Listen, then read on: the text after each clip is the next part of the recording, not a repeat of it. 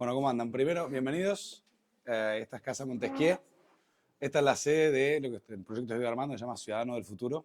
Ciudadano del Futuro lo que busca básicamente es transformar la burocracia en algoritmos. ¿Bien? En que terminemos esta lógica de que todo es meses y años y que vayamos a una lógica de inteligencia artificial, blockchain, algoritmos, código para resolver cada uno de los problemas.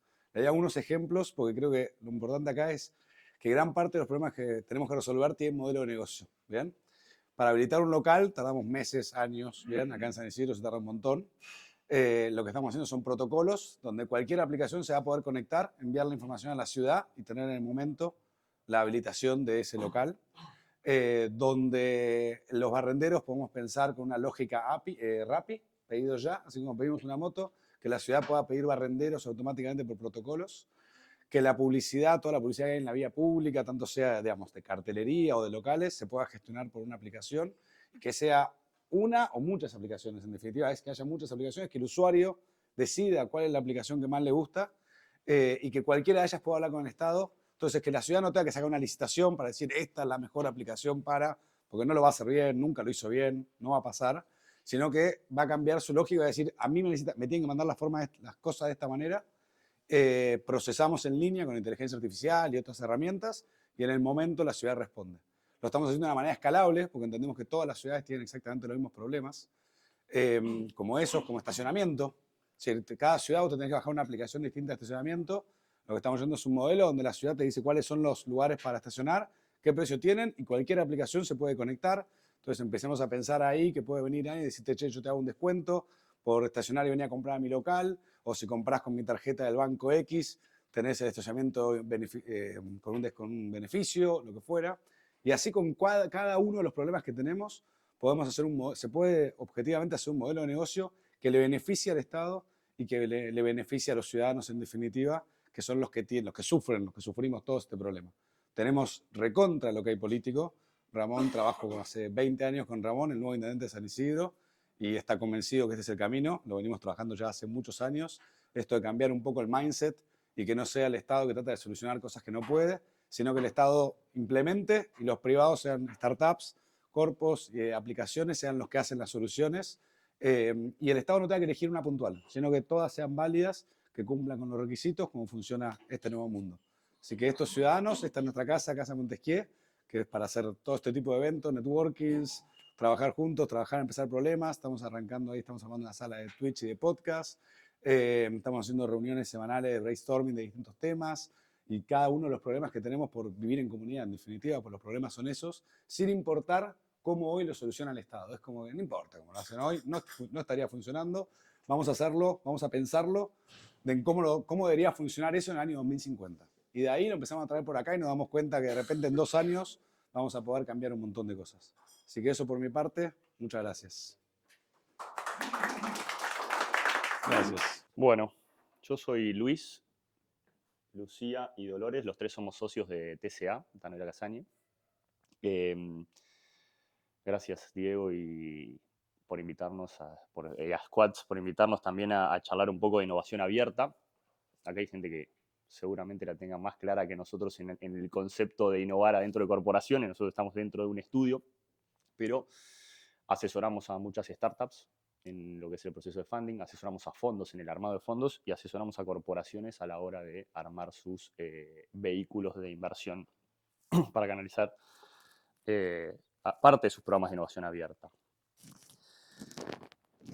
Básicamente, la premisa, y seguramente iremos hablando a lo largo de esta mañana, es la innovación permanente como la mejor barrera de entrada, ¿no? Las corporaciones con años de tener cautivo a su cliente con el mismo producto o servicio ya no existen más. Hoy en día está puesto en jaque incluso los proveedores de servicios, la inteligencia artificial va a reemplazar probablemente bastante el laburo que hacemos nosotros. Y ni que hablar de lo que son los productos y la innovación, cómo va avanzando y si te quedas quieto te va a llevar puesto. Entonces, la invitación es a las corporaciones a abrir y establecer programas de innovación abierta justamente en búsqueda de no quedar atrasadas. El paradigma, digamos, o el modelo que nos gusta charlar y que tenemos probablemente muchos como referentes, el modelo de Google, ¿no? Google arranca como un buscador eh, estableciendo un modelo de 70-20-10, en donde el 70% de su inversión y sus recursos están puestos en seguir desarrollando el core del negocio, logra crear una compañía que en cuanto al core ya tiene demasiados productos, digamos, Google Ads, Google Cloud, YouTube, Android y demás, pero además tiene como política la inversión en compañías vinculadas a su core de negocio y por otro lado a cuestiones que no tengan nada que ver, ¿no? Entonces el 70-20-10 de Google, 70% de inversión en core, 20% de inversión y de recursos alocados en expandir el negocio central y 10% en algo que sea totalmente disruptivo. Puede o no estar relacionado a lo que es su industria. O generalmente buscar algo que no esté relacionado y que cambie totalmente el negocio. Y ya en uno de sus principios, Google tiene varios principios y en uno instruye a sus empleados a buscar ideas en cualquier lugar, ¿no? Entonces lo leo textual. Las mejores ideas no vendrán de un solo equipo, un solo departamento o una sola empresa. Por esta razón se debe buscar dentro y fuera de la compañía las respuestas de cada una de las incógnitas que se presentan. Google insta a sus empleados y los obliga, les pone como una de las premisas, a buscar resolver dentro y fuera de la compañía las respuestas a las incógnitas. Entonces, básicamente traspolando este modelo de negocio de 70-20-10 a las corporaciones, lo que buscamos es, de vuelta, que las compañías inviertan, obviamente, su parte principal, el 70% de sus recursos, en su core de negocio, llevándolo a la industria de la automotriz como un ejemplo, sería que inviertan en sensores, en radares, en mejorar la potencia eléctrica de los vehículos. Y básicamente el corporate VC va a tener incentivos y se va a sentir bastante cómodo haciendo eso, esa inversión. Cuando hablamos de lo que sería el 20%, llevándolo de vuelta a la industria de la automotriz, sería algo que sea adyacente al core, buscando, por ejemplo, inversión en conexiones de vehículos, inteligencia artificial, machine learning.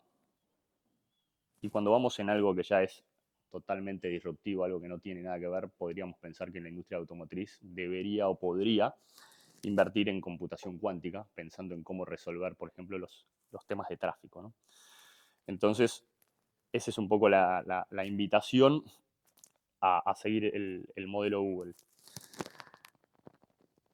Leyendo la práctica, acá tengo un cuadro, pero bueno, no tenemos presentación, pero básicamente voy a tratar de transmitirlo. Cuando yo empecé a investigar un poco el modelo Google, me llama la atención que, digamos, en el 70% tenemos Google Ads, Search, Cloud, YouTube, Android, hardware, infraestructura. Vamos, todo lo que realmente es bastante conocido. Pero cuando nos adentramos un poco a entender dónde está el 2010, la realidad es que es apasionante. Y estuve buscando y encontré 11 vehículos distintos, sociedades, fondos, que tiene Google. Son bastante conocidos. Es bastante fácil incluso encontrarlos en Google porque obviamente lo ponen ahí nomás. Pero básicamente lo que se encuentra es Google tiene bastantes inversiones enfocadas en health, en longevidad, en mejorar la longevidad de las personas, en IoT, en mejorar las ciudades futuras, fondos de venture capital enfocados en early, fondos de venture capital en estadios más avanzados. Tiene una compañía dedicada a buscar resolver problemas que está enfrentando la humanidad, por ejemplo, terrorismo, trata de personas, y lo que hace es detectar algoritmos para prevenir este tipo de comportamientos y ataques. Quiere mejorar la conexión. Autos autónomos. Tiene una compañía básicamente que ya está instalada en Los Ángeles haciendo transporte de ciudadanos de manera autónoma. Entonces, de vuelta, lo que arranca siendo por ahí un buscador, termina siendo una compañía tratando de resolver el terrorismo mundial, por ejemplo.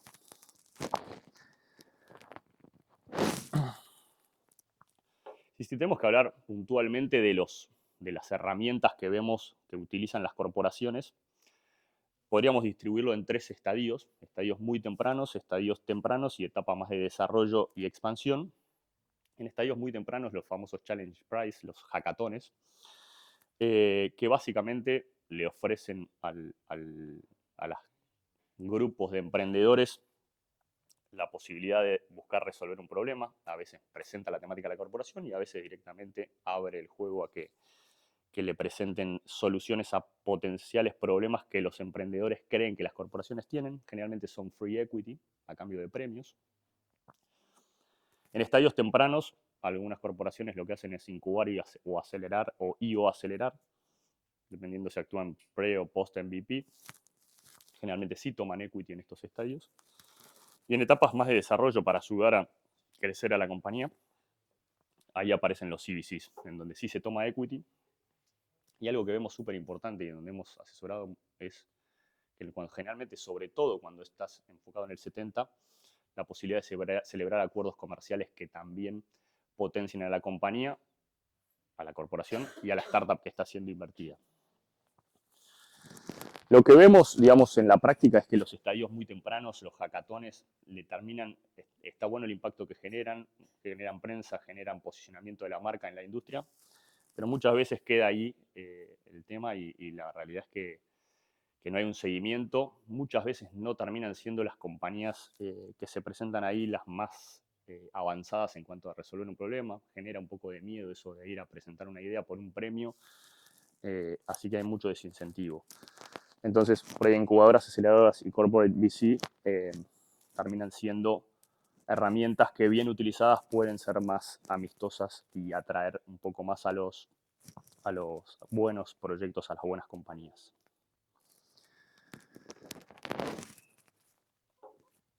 Hay varios beneficios que ya se han reportado y que las propias compañías que implementaron corporaciones, innovación abierta a través de fondos de Corporate Venture Capital.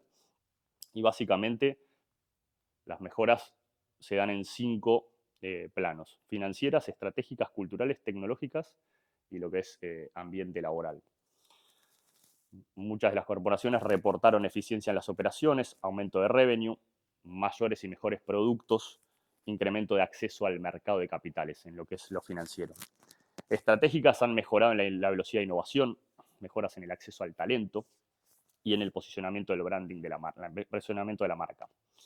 Culturales han mejorado las habilidades de los empleados y se han buscado y han generado la posibilidad de que las corporaciones empiecen a abrir un poco la posibilidad de hacer alianzas con mejores alianzas en búsqueda de innovación. Ha generado mayores facilidades en la hora para adaptar nuevas tecnologías a las compañías, buscando tecnología de afuera y tendiendo mejores puentes con soluciones tecnológicas. Y ha generado mejoras en los ambientes laborales, búsqueda de soluciones sustentables y el mejoramiento en la relación con proveedores y clientes. Así que, bueno, un poco esto es la introducción previo a entrar ahora pura y exclusivamente en el Corporate VC, que va a hablar un poco Lucía, de las distintas herramientas que tienen las corporaciones y por qué está aprobado o incluso lo han manifestado las propias compañías que han implementado algún de estos programas, cuáles son las ventajas y los resultados que han obtenido. Así que, Lucía. Sí. Okay. A ver. Bueno, un poco como dijo Luis, ustedes saben bastante más que nosotros, o muchos de ustedes saben mucho más que nosotros de esto porque lo viven día a día, así que estaría bueno que en esta parte yo les voy dando pie, ustedes pueden comentar casos, ¿no? Que cómo lo vivieron internamente, qué caminos fueron transitando, un poco en lo que es esta incorporación del Corporate Venture Capital dentro de las corporaciones y qué caminos fueron digamos, caminando, ¿no? Algunos por ahí tienen más años en esto, otros tienen menos, otros tal vez lo están considerando. Así que me parece que lo más rico de esto es eso, ¿no? El compartir un poco las experiencias y que de acá salgan, nada, ideas nuevas tal vez, ¿no? O por ahí compartir un poco experiencias de cada uno. Teníamos una presentación, por eso estamos medio ahí como guiándonos con el paso a paso. Así que, nada, después lo podemos compartir tal vez, ¿no? No, yo lo paso. Un poco lo que comentaba Luis, ¿no? El Corporate Venture Capital como una estrategia que busca más que nada que las compañías se mantengan innovadoras, que no les pase, digamos, la innovación por el costado y tampoco que las lleve puestas de alguna manera y que se queden como atrasadas en sus procesos, en sus productos, en sus servicios, sino que puedan realmente incorporar esa innovación hacia adentro y mantenerse siempre actualizadas, ¿no? de todo lo que el mercado y los usuarios exigen. Pero un poco lo que queremos ver cuáles son estas mejores prácticas, ¿no? ¿Cuál es la manera de incorporar un CVC de manera beneficiosa tanto para la corporación como para el ecosistema? Y un poco lo que venimos viendo en algunos clientes que tuvimos, que tenemos, que no es tan fácil, ¿no? ¿Cuál es la propuesta de valor al ecosistema? Y cómo chocan dos mundos muy distintos, el mundo de la corporación con el mundo de las startups. Entonces, ¿cómo hacer que la corporación realmente pueda innovar incorporando startups o invirtiendo y apostando en talento sin sofocar a la compañía y que la compañía deje de ser una startup para pasar a ser un brazo más dentro de la corporación? Entonces, eso es un poco el desafío más grande que vemos en esta industria y cuáles son las mejores prácticas que debería incorporar la corporación para empezar a transitar este camino, que obviamente no es algo de la noche para la mañana, es algo que lleva tiempo y de vuelta, ver casos de éxito y de no éxito ayuda mucho a ver cómo se incorpora esto, ¿no? De una manera que sea eficiente y que sea exitosa. Entonces, un poco 3 rubros, ¿no? Acá que identificamos como claves para empezar a ver de qué manera se incorporan estas nuevas tendencias dentro de la corporación. Es en cuanto a la estrategia que tiene la corporación, en cuanto a la propuesta al ecosistema y en cuanto a la gestión, ¿no? Entonces, dentro de lo que es la estrategia, un poco es lo que venía comentando Luis, o sea, no quedarnos fuera. El mundo hoy es una mansadora, ¿no? de innovación y por ahí el ritmo al que la tecnología avanza, el ritmo al que todo, digamos, va yendo, la corporación no tiene las herramientas o los tiempos para subirse a esa ola por burocracia, por procesos. Entonces, ¿cómo nos subimos? ¿Cuál es la estrategia? Y bueno, todas las herramientas que comentaba Luis ayudan, pero el Corporate Venture Capital lo vemos como la que mejor permite a la corporación apostar a esa innovación de una manera que deje a la compañía, a la startup, seguir su curso con las velocidades y los ritmos que necesita toda startup y que por ahí la corporación no puede dar por procesos, por burocracia, por lo que sea. Y de alguna manera la estrategia justamente es eso, poder subirse a esa ola sin ser la propia corporación la que emprenda, ¿no? De alguna manera. Muchas veces vemos que las propias corporaciones dentro de los equipos que destinan a lo que es innovación abierta, de golpe quieren emprender. Entonces se quieren meter en la compañía, quieren de alguna manera tomar decisiones y eso vemos que no termina siendo lo más efectivo al momento de realmente dejar que la compañía invertida, la startup, siga su curso y la corporación se beneficie un poco de eso, ¿no? Y haga su rol, es decir, te aporto capital y te aporto lo que te pueda aportar desde la corporación, teniendo en cuenta verticales, teniendo en cuenta un poco en qué estamos invirtiendo.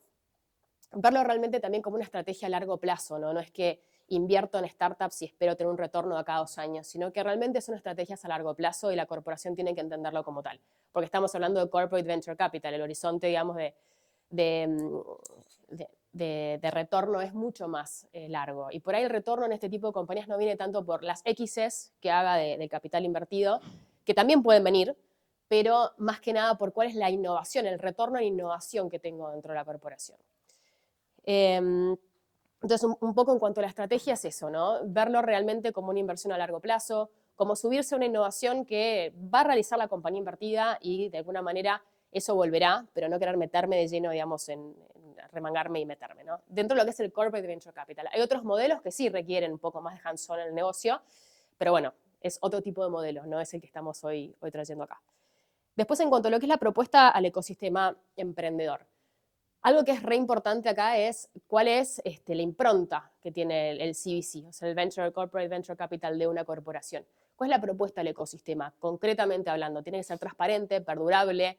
Y cuando digo perdurable, yo siempre tengo este ejemplo en la cabeza que en su momento asesoramos a YPF Ventures, hace ya varios años, en todo lo que fue el diseño del fondo y demás, y lamentablemente por cuestiones políticas el fondo nunca pudo invertir. Hizo 1 o 2 inversiones y por los cambios políticos y demás, que bueno, de público conocimiento, el fondo lamentablemente fracasó.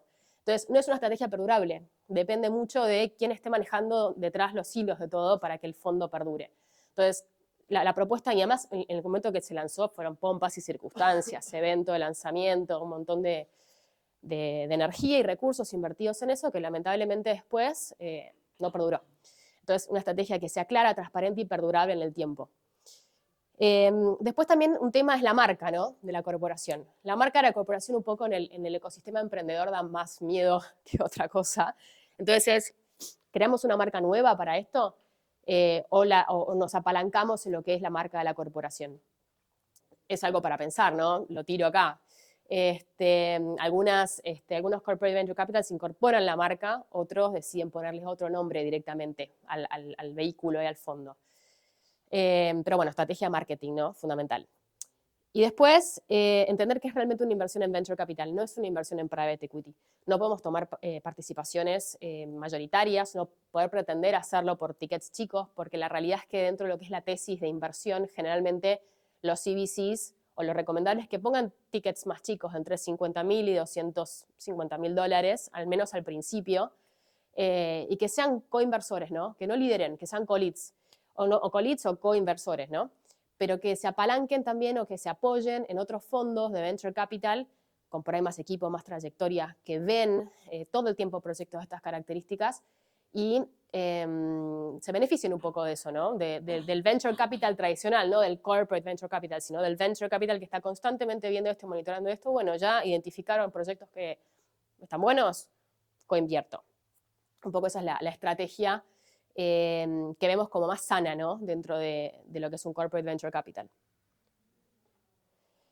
Y bueno, en cuanto a lo que es la gestión, y acá es fundamental, esto es, el equipo que está liderando, manejando el fondo, tiene que tener autonomía y tiene que tener libertad de acción. Si es un equipo que está completamente, digamos, manejado por el board de la corpo, y no va a funcionar. Al final del día tiene que ser un equipo que sea independiente y autónomo, pero que conozca la corporación a fondo para poder tomar decisiones informadas de inversión, con antecedentes, idealmente, en el ecosistema emprendedor. Los equipos, digamos, que estén gestionando los fondos tienen que tener estas características. Si yo pongo al propio board de la corporación todo completo a gestionar un fondo de venture capital, y no va a ser el foco, no van a estar los incentivos alineados para poder meterle al fondo, y al final del día las decisiones no van a tener el tinte que tiene que tener esto, ¿no?, que es realmente inversiones en venture capital. Con lo cual es re importante al momento de armar los equipos que gestionan el fondo tener estas cosas en cuenta. ¿Por qué? Porque bueno, de eso depende mucho el éxito o no éxito, digamos, del fondo, ¿no? Bueno, ¿y cuáles son los efectos colaterales de todo esto? Un poco los comentaba Luis ya. El retorno a la inversión, cambios culturales, es decir, la startup tiene una capacidad de viralizar cultura de una manera muy potente dentro de la corporación, entonces cómo la cultura de la startup se vuelve a la corporación, eso también es algo muy potente. En todo lo que es nuevos negocios o ingresos inesperados, de golpe la innovación viraliza para la compañía también nuevos negocios que por ahí no estaban dentro del core o dentro del roadmap y de golpe aparecen. ¿Por qué? Porque obviamente estamos en ese ida y vuelta constante con las startups que son una fuente inagotable, digamos, de nuevas ideas y de constantemente estar acomodándose a lo que el mercado necesita. Después todo lo que es responsabilidad social empresaria, marketing, toda la parte de recursos humanos, captación de nuevos talentos y retención de otros. Siempre están los casos de Google que en vez de que los propios recursos se vayan a emprender, Google dice no te vayas a emprender, emprende y yo te invierto. De alguna manera, retención de talento clave dentro de la compañía y captación de nuevos talentos. Bueno, en cuanto a la estrategia de inversión, un poquito ya lo comentamos, tickets bajos, no liderar, recordar lo del 70-20-10, y que sea amigable al ecosistema emprendedor, no sofocar a la startup con condiciones de inversión extremadamente invasivas, porque bueno, eso lo que va terminando es desalinear incentivos y el equipo emprendedor se va a ver en una situación donde no va a poder ponerle el foco que le quiere poner al desarrollo de su proyecto porque va a estar asfixiado de alguna manera por procesos, burocracias. El tiempo en la ejecución de una startup es fundamental, con lo cual si para cada cosa que el emprendedor tiene que hacer se tiene que dar vuelta y consultar a la corporación que tiene otros tiempos completamente diferentes, entonces el proceso de innovación, el proceso de crecimiento de la startup se va a ver realmente muy afectado. Y eso al final del día lo que lleva es al fracaso del proyecto. Ahí puedo agregar una cosa. Sí, obvio.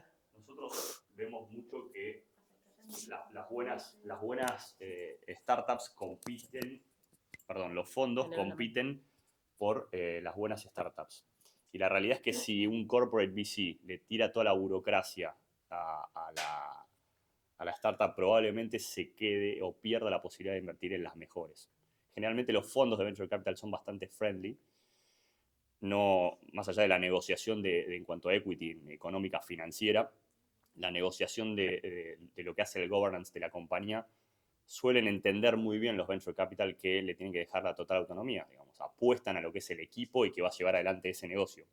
Si la corporación no entiende eso y quiere bajarle línea de manejar desde la corporación a la startup, si lo logra hacer va a generar un problema en esa startup probablemente, pero bastante probable que antes, que es lo que decía Lucía, pero bastante probable que antes pierda la posibilidad de invertir en las mejores compañías porque los tickets se los van a tomar los venture capital que le dejen más libertad de governance. Bien, y al momento de invertir, ¿qué se busca? Y bueno, es un corporate, lo pongo así porque por ahí nos vamos a pasar.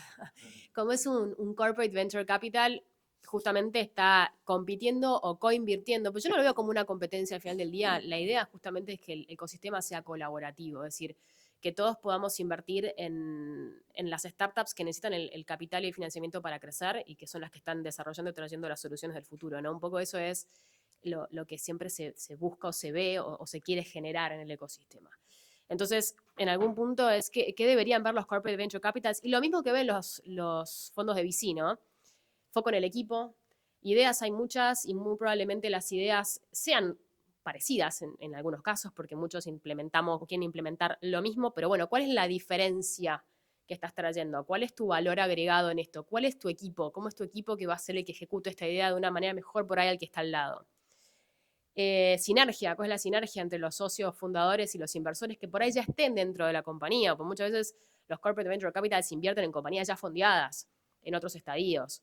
Entonces, ¿cuál es la sinergia? ¿Es sana la relación entre los inversores y los fundadores? Es muy importante ver eso, porque si no hay buenas sinergias entre los fundadores, es decir, el equipo, y entre los fundadores y los inversores, y probablemente la compañía ya tiene un defecto, digamos, complejo de resolver.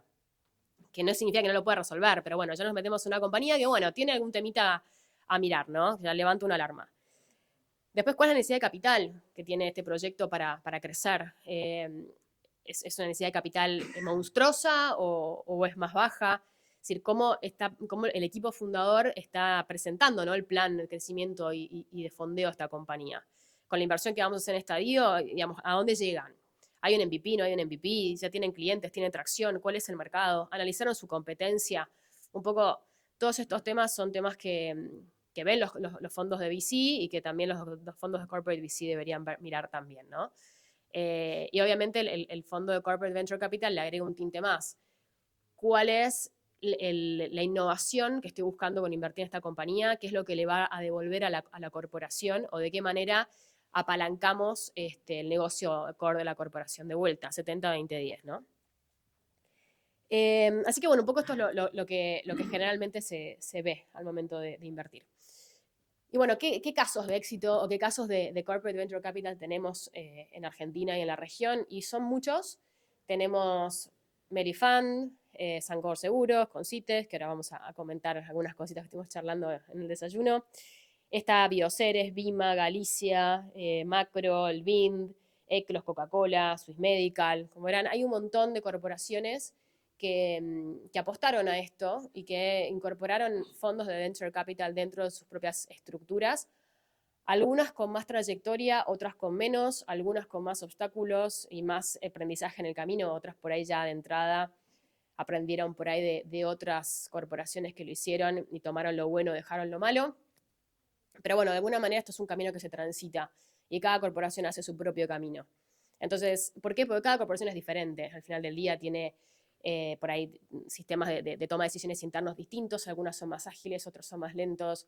En algunos casos los dueños o los que están en el board tienen una mayor, digamos, facilidad por ahí para entender estos procesos y adoptarlos y otros son más reticentes.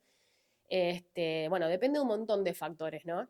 Lo rápido o no tan rápido que se incorpore esto dentro de la estructura de la corporación. Y para ir por ahí unos ejemplos, nosotros en el estudio, bueno, Dolores atiende a Nubimetrics, que es una startup invertida por Melifund. Dolores, si querés comentar qué es el Nubimetrics, te dejo la palabra a vos. Sí, debe ser mucho más complejo que lo que voy a decir, pero bueno, Nubimetrics básicamente ayuda a vendedores de Mercado Libre y con las métricas que tiene a vender mejor, vender más y mejorar sus rendimientos. Podría uno pensar Mercado Libre no puede no gustarle y lo podría haber visto como un competidor o decir, bueno, lo puedo hacer yo acá adentro porque lo está haciendo un tercero de Jujuy que se le ocurrió, porque los fundadores son de Jujuy. Y la verdad es que Melifund invirtió en la primera instancia, en la primera etapa de Nubimetrics, un ticket muy chiquito y hoy les mentiría si les digo el número exacto porque no me acuerdo, pero multiplicó la evaluación a la que entró por varias X y hoy las últimas rondas de la compañía multiplicaron por varias X el valor al que Meli entró.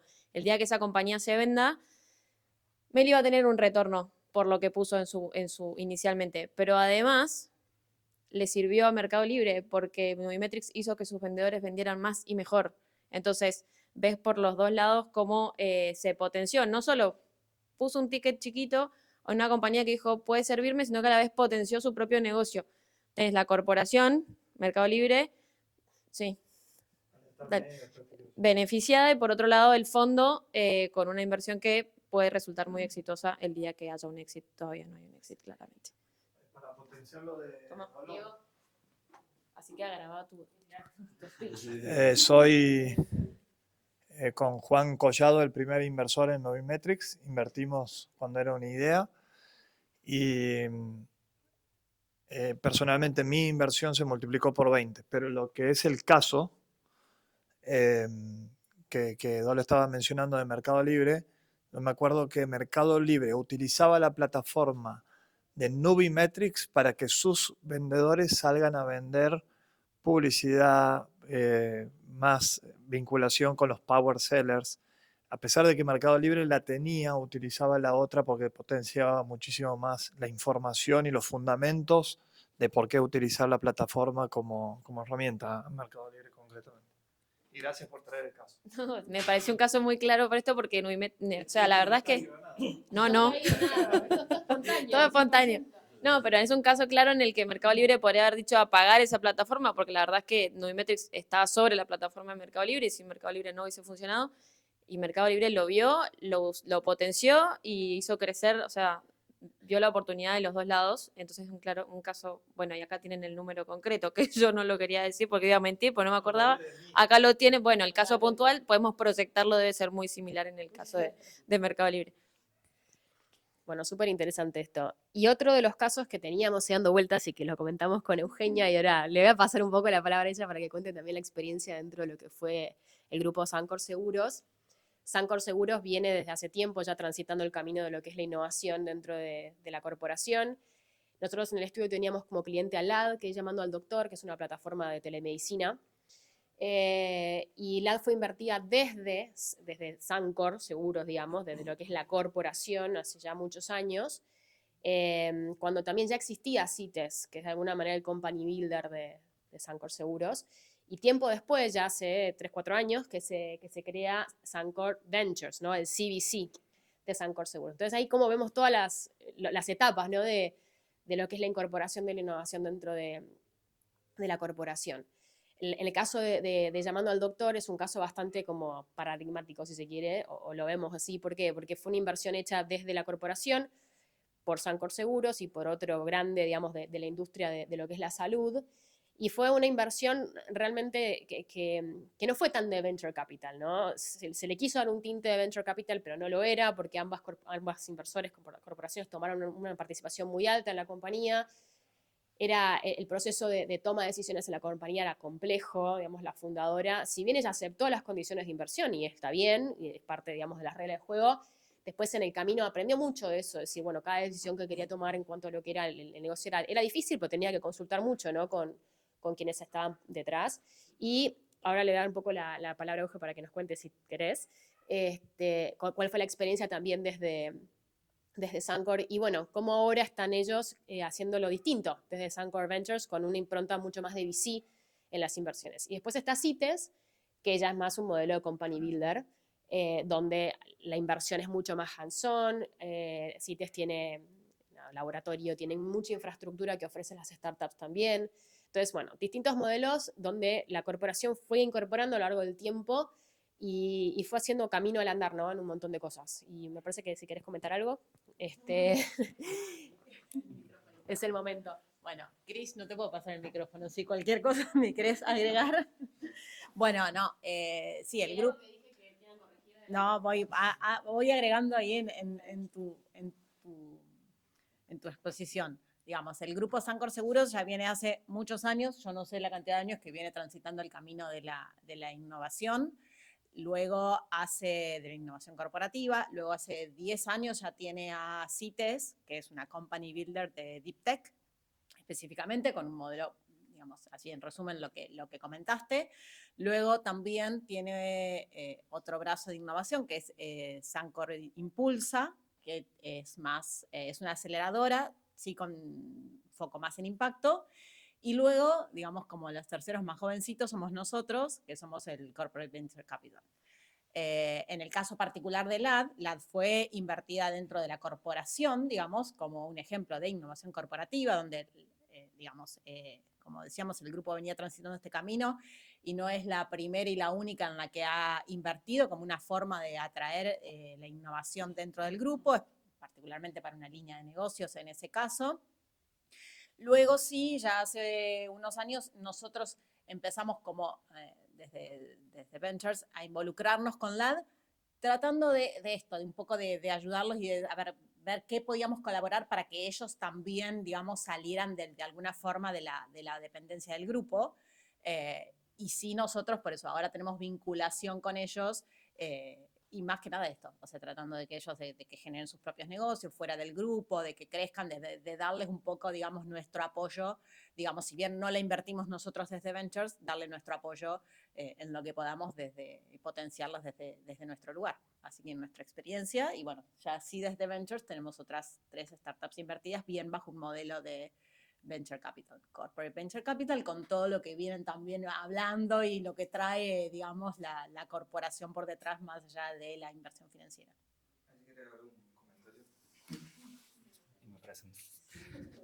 Yo soy Cristian, trabajo con Eugenia en Sancor Seguros Ventures. Total, como dijo Euge, simplemente quería destacar eso, que tenés una empresa como el grupo Sancor Seguros que hace unos 10 años viene ya trabajando con startups, por lo menos, innovación seguramente antes, y probó todos los flavors, o sea, los sabores que tiene para trabajar con emprendimientos. Uno es CITES, que es Deep Tech, simplemente para traducirlo, es como, bueno, con mucho foco en propiedad intelectual, en ciencia, con otro tipo de tesis, con otro tipo de tiempos, con otro tipo de búsqueda de qué fundadores querés y qué retorno esperás también para la empresa. O sea, es otro tipo de riesgos, son otro tipo de resultados lo que uno espera cuando quiere invertir en ciencia y en propiedad intelectual. Después también un modelo de incubadora que es mucho más social, cooperativista, de startups, pero también emprendimientos productivos que tengan impacto. O sea, hay otro instrumento a través del cual el grupo también está innovando e interactuando con el ecosistema emprendedor. Y por último, como dijo Euge, hace unos 2 años y medio, un Corporate Venture Capital más puro y duro, en el sentido de, che, vamos a invertir en emprendimientos de base tecnológica. No nos vamos a fijar específicamente en propiedad intelectual y no vamos a buscar emprendimientos productivos, sino que vamos a buscar startups como la mayoría de nosotros la conoce. O sea, una startup que queremos que escale, que sea un líder regional y por qué no global, pero que pueda tener un producto tecnológico repetible y escalable a una empresa. Puede ser un SaaS. No hay por qué meterle una propiedad intelectual muy, muy profunda. Ese es el modelo en donde nosotros, digamos, con Eugenia estamos trabajando, pero simplemente para destacar que el mismo grupo tiene distintas estrategias para ir trabajando.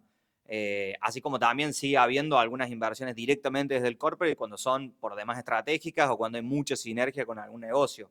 Entonces, ahí creo que es empezar a dar un pasito y entender, bueno, qué es lo que te sirve a vos como empresa y qué banda ancha tenés y qué nivel de recursos uno también quiere invertir para probar. Simplemente eso.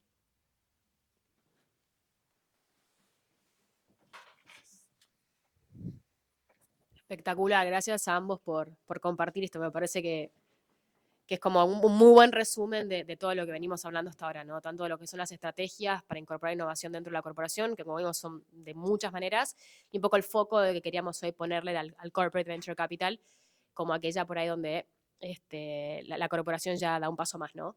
En lo que es acompañar a las startups desde el lado más del VC. Muy bien, creo que venimos ahora con Dolo, que les va a comentar un poco cómo estructurar desde el punto de vista jurídico un CVC. A mí me toca la parte más aburrida, pero bueno, no por eso menos importante. Bueno, como está buenísimo el pie, o sea, formas de innovar en la corporación hay muchas. Estamos enfocando esto en ya decisión de Corporate Venture Capital, decir, bueno, voy a asignar un presupuesto específico a invertir como si yo fuera un fondo, pero a la vez, como mencionamos en el caso de Nubimetrics y Meli, decir, bueno, potenciarme también como corporación de que estoy asignando mis recursos a algo que me resulta favorable, no solo en retorno de innovación, sino eventualmente, ¿por qué no?, económico. Dicho eso, bueno, yo tenía el cuadrito acá, pero vamos a imaginarlo. A ver, ese mismo concepto que venía diciendo Lucía y que un poco decía Luis también, de decir, bueno, vamos a invertir, vamos a aportar en compañías, quiero innovar de esta forma, tiene que reflejarse también en la forma en la que yo estructuro la forma de canalizar esa inversión. Es decir, jurídicamente yo tengo que buscar un vehículo que, como por ejemplo, como hablaba recién del caso llamando al doctor, decir, no invierto desde la corporación. Entonces, ¿cómo hago para tener un vehículo que yo pueda controlar, en cierto modo, desde la corporación? Porque al fin del día, como también decían, tengo que proteger mi marca y al final son recursos de la corporación, pero a la vez me permitan cierta independencia y separar ese riesgo que yo estoy asumiendo en la inversión en startups, que todos sabemos que es de alto riesgo, pero lo pueda canalizar jurídicamente de una forma correcta dentro de la corporación. El vehículo, me imagino todos lo estarán pensando, es un fideicomiso. Normalmente se pueden hacer otros, sí, nosotros creemos que el más ágil, el más barato y el más fácil de manejar y que más sirve para este tipo de cuestiones y que más imita lo que es un fondo de venture capital del exterior, el típico LP que conocemos, sería, estamos hablando siempre de compañías argentinas, si lo queremos hacer en el exterior ya estamos hablando de otra cosa, vamos a focalizarnos en Argentina, pero un fideicomiso de administración común y silvestre, en el que el fiduciante, es decir, el que aporta el capital, sería cualquier empresa del grupo de la corporación. Eso se decide internamente. Yo tengo fondos de venture capital que tienen más de un fiduciante porque tienen distintas unidades de negocio que generan fondos que quieren aportar a esto, pero que al final del día son todas partes del mismo grupo que aportan a un vehículo que es independiente de la corporación. El fiduciario puede ser alguna compañía del grupo, también tengo casos en los que es alguna compañía del grupo o una sociedad constituida al efecto. Como para hacer el paralelismo, el fiduciario sería el GP de un fondo afuera, sería el que gestiona, digamos, el patrimonio que aporta el fiduciante, el inversor. Del GP o del fiduciario, en este caso, colgarían todos los recursos asignados al fondo, porque como bien decimos, es un fondo corporativo, sí, pero como bien decía Lucía, tiene que ser un equipo que tenga experiencia en venture capital, que sepa el rubro, que conozca la corporación lo suficiente como para tomar decisiones correctas, pero que se despegue lo suficiente para entender el mindset de una inversión en venture capital. Entonces, normalmente todo el equipo del fondo cuelga del gestor, empleados, proveedores, etcétera. Y de ese fideicomiso salen las inversiones. El fideicomiso es el que toma participación en las distintas startups. El fideicomiso puede invertir en empresas de cualquier lado, con lo cual, independiente de las posibles trabas que puedas tener para transferir, que bueno, eso es otra cosa, pero vamos a hablar de los papeles. El fideicomiso puede ser accionista o socio de cualquier sociedad de cualquier parte del mundo. Existen un montón de rulos legales, no se preocupen, no voy a decir nada raro, para que vos puedas invertir igualmente en compañías y termines con participación en la sociedad del exterior de la compañía. Eso me lleva un poco, yo tenía todo, bueno, ahora lo hablamos, pero los tres, como un poco lo dije, pero como los tres actores principales de un fideicomiso de Corporate Venture Capital serían el fiduciante o el inversor, que es la compañía, independientemente de qué sociedad, pero la compañía como concepto. El fiduciario o gestor, que es esta compañía que se crea al efecto, puede ser alguna del grupo, pero que tiene que estar destinada exclusivamente a gestionar esos fondos y todo lo que lleva a ser un fondo de venture capital, porque no es simplemente recibo plata, me doy vuelta y la invierto. Tengo analistas, tengo que estar todo el tiempo en el mercado viendo, tengo que ir a eventos, tengo que conocer qué hay, no es que tengo que esperar que me vengan a tocar la puerta, tengo que salir a buscar. Como decía Lucía, por ahí la mejor práctica siempre es que el Corporate Venture Capital se pegue a fondos amigos que tienen por ahí mucho más capacidad de estar haciendo ese screening y que el equipo del fondo lo que haga es discernir cuáles de esas startups, que por ahí otro fondo que tiene más capacidad que yo, porque es más profesional en eso, decidió que está bueno, están dentro de mi vertical y efectivamente entran dentro de mi tesis. Eso sería el fiduciario gestor. Y el tercer órgano, si quieren, que no es obligatorio, pero que en general está, es lo que es el comité de inversiones. El comité de inversiones en general está compuesto por gente de la corporación, porque de vuelta, los intereses de la corporación hay que cuidarlos, pero lo que nosotros solemos sugerir es que el comité de inversión tenga gente de afuera, con la cabeza limpia de lo que es justamente la política y la cultura de la corporación. O sea, la conozca, sepa qué es, porque si no, no tendría mucho sentido, pero que sepa mucho de emprendimientos, que tenga mucho track record en lo que es el mundo venture capital o eventualmente en lo que es inversiones en el vertical que le interesa al fondo. Entonces, de esa forma, como que conjugás en la toma de decisión sobre sí o no en todos los startups que ya me trajo el equipo de analistas del fondo, es decir, bueno, efectivamente acá conviene o no conviene invertir. Ese 10% de inversión que vos puedes tener en disrupción total, que no tiene nada que ver con la compañía, por ahí viene de la mano de algunos de estos que te dice, che, la estoy viendo acá, y por ahí vos por ser tan o sea, tener todo el board de la corporación en el comité de inversión, no tendría sentido haber montado toda la estructura del fondo y separado y tratar de buscar la impronta que estamos tratando de buscar. Entonces, esos tres serían como los tres actores fundamentales. Yendo de vuelta a lo que sería la estructura de cómo invierte, porque decís, bueno, muy lindo, tengo el fideicomiso, ¿dónde entro yo en la compañía? Yo tenía el dibujito, pero no sé si se va a ver. Me imagino que varios de acá ya invirtieron, acá sabemos que sí, pero bueno, las compañías normalmente tienen un holding y de esas holding cuelgan las subsidiarias. El fondo siempre tendría que invertir en la holding. Vos como fondo, igual que cualquier fondo de Venture Capital, querés participar del negocio global de la compañía que te viene a presentar su negocio. Por trabas que ya todos conocemos, puede ser que no puedas efectivamente invertirle el dinero en la cuenta del exterior, no importa. Pero no entiendan el fondo de Venture Capital, que es un fideicomiso argentino, como solo participo en el negocio argentino del startup que tiene un negocio en toda Latinoamérica. Vos participás en la holding del negocio. Entonces, vos como cualquier otro inversor, participás en esa ronda. Incluso está un poco más gráfico con lo que decíamos de no liderar las rondas. Vos sos uno más. Entonces, un poco ese es el mindset que tenés que tener. Sos uno más y las condiciones comerciales son las mismas. Todo lo que sea negocios paralelos que puedas hacer para potenciar el negocio del startup o que el startup pueda potenciar a la corporación tiene que ir por un carril separado. No es el fondo, es la corporación haciendo negocios con una startup invertida por el fondo. Entonces, eso es súper importante entenderlo. Yo voy a traer el cuadrito, pero bueno. Entonces, como foto final, el startup quedaría con su holding, sus subsidiarias, el fideicomiso como parte del grupo de inversores de la ronda. Hay un dato de color, porque para mí no tiene mucho sentido, pero bueno. La ley de apoyo al capital emprendedor 27349 trae en su primer capítulo un beneficio fiscal para los inversores en capital emprendedor. Estos fondos, estructurados de esta forma e invirtiendo en determinados emprendedores que sean argentinos, pueden llegar a generarle a la corporación un beneficio en relación a los aportes que haga en este tipo de inversiones. Entonces, yo sé que no es un beneficio muy atractivo, pero se los cuento porque está bueno y en algunos casos sirvió para terminar de convencer a los boards de las corporaciones a avanzar con por qué tengo que asignar este presupuesto. La ley te permite deducir de tu base imponible de ganancias hasta el 75%, ¿era? Sí, hasta el 75%, perdón. Sí, hasta el 75% de los aportes que hagas en emprendimientos argentinos. La corporación, por cómo está estructurado el beneficio, está armado de forma tal que la corporación como tal, si Coca quiere invertir en un emprendimiento, Coca no va a poder al RICE, que es el Registro de Instituciones de Capital Emprendedor, a pedirle el beneficio para tomarse la deducción.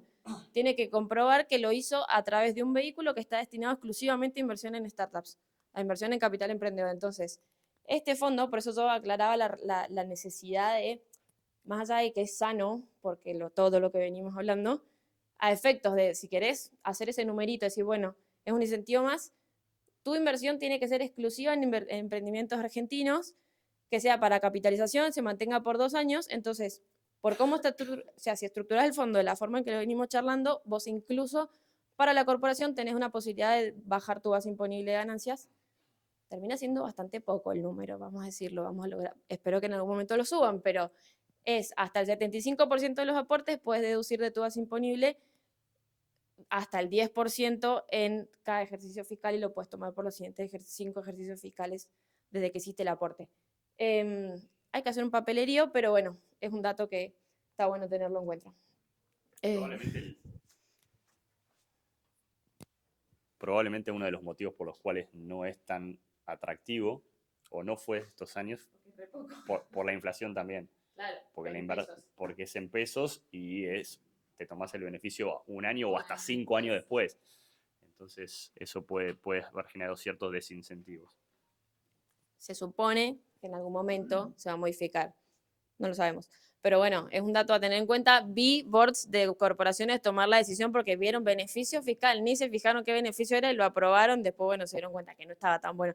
Pero bueno, los empujó. No es el móvil. No es el móvil, pero es como un dato de color claro, un dato de color como para empujar a tomar la decisión si hay alguien que está medio dudoso ahí. Bueno, desde el punto de vista jurídico mucho más que eso no hay. Después en el medio hay 1000 doble clics que hay que hacer, pero bueno, estructuralmente es eso. Y un poco para cerrar la charla, porque venimos hablando mucho de invertir y de invertir en venture como un inversor más de venture capital, inversión sana y dejar al startup correr su carril. Un poco lo que traemos ahora es como hablar un poquito de cómo se invierte efectivamente, o sea, muy por arriba, pero de los distintos instrumentos de inversión en los startups, como para que lo tengan en el radar. Capaz muchos de ustedes ya lo saben, otros capaz no, y está bueno por ahí repasar, entender cómo son las rondas de inversión de esos startups a los que apuntarían este tipo de fondos.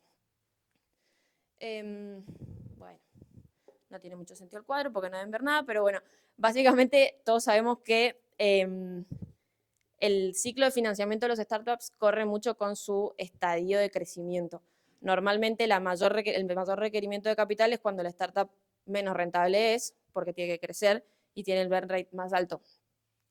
Es justamente en la etapa de crecimiento donde entrarían estos, en realidad el fondo puede entrar donde quiere, puede elegir cualquier etapa. Normalmente se busca el early stage, donde la compañía empieza a despegar, ya tiene el negocio probado, tiene el MVP en la calle, tiene un producto y empieza a generar revenue. Hay dos formas, o sea, a grandes rasgos hay dos formas principales en las que la compañía puede recibir capital. Estamos siempre hablando de inversión que al final del tiempo se va a convertir en equity, nunca en préstamos, ¿no? Pero uno puede ser rondas puente en la que vos inyectás capital en la compañía que a futuro se va a convertir en equity bajo determinadas condiciones, o equity me refiero a acciones, o efectivamente en una ronda en la que se emitan acciones y vos ya ingreses como accionista de esa compañía, con todo lo que eso implica. Las rondas estas rondas puentes son rondas con instrumentos convertibles, hay varios en el mercado. Hoy el más utilizado es el SAFE, que haciendo el paralelismo con la legislación argentina, si quieren, capaz que alguno lo vio, como un aporte irrevocable de capital, es básicamente, ahora lo van a ver en detalle, pero es como, pongo plata ahora, el día de mañana me transformo en accionista. Los distintos tipos de ronda no significa, o sea, no necesariamente tienen un orden. Vos podés tener una ronda de equity al principio, en una etapa muy temprana, que generalmente los ángeles ingresan de esa forma, con valuaciones muy bajas y tomando mucho capital. Después rondas puentes que te permiten llegar mejor parado a las otras, emitís acciones, convertís todo para atrás y nada, van iterando los dos tipos de rondas a lo largo de la vida del startup. ¿Dónde entra el fondo de CVC? Donde quiere. Básicamente, en qué etapa y en qué tipo de inversión lo decide medio comité en función de la tesis y en función del tamaño del startup al que vaya a ir a atacar, digamos. No sé quién va. Bueno, acá, perdón, dos palabras en lo que son las rondas de equity. La característica principal es que se toma la participación accionaria al momento en que se desembolsa el capital, lo que implica que el inversor se convierte en accionista de la compañía en ese mismo momento, lo que trae de la mano negociación de un montón de cosas, convenios de accionistas, decisiones reservadas, qué participación va a tener o no el inversor en el directorio de la compañía. Bueno, todo eso se negocia en el momento que el capital ingresa, cuando es una ronda de equity, es una ronda donde se toma la participación accionaria en ese momento, y ya en el closing, digamos, de la inversión, en el momento que se cierra la transacción, ya se define obviamente la evaluación de la compañía, ¿no? Porque hay que determinar la cantidad de acciones el porcentaje de participación que se lleva el inversor. Esto es la gran diferencia que tiene una ronda, si se quiere, de equity con una ronda de puente. donde todavía la evaluación no está 100% definida, ahora lo va a explicar mejor Luis, pero se determinan o se negocian valuaciones tope, ¿no? Que después veremos a futuro cuando la compañía incorpore capital a través de una ronda de equity con emisión de acciones, donde finalmente se va a definir la evaluación, cómo va a afectarle o impactar en el convertible que está vigente, ¿no? Y un poco es lo que ahora va a comentar Luis. Pero bueno, lo que tradicionalmente existió desde siempre fue invertir a cambio de acciones.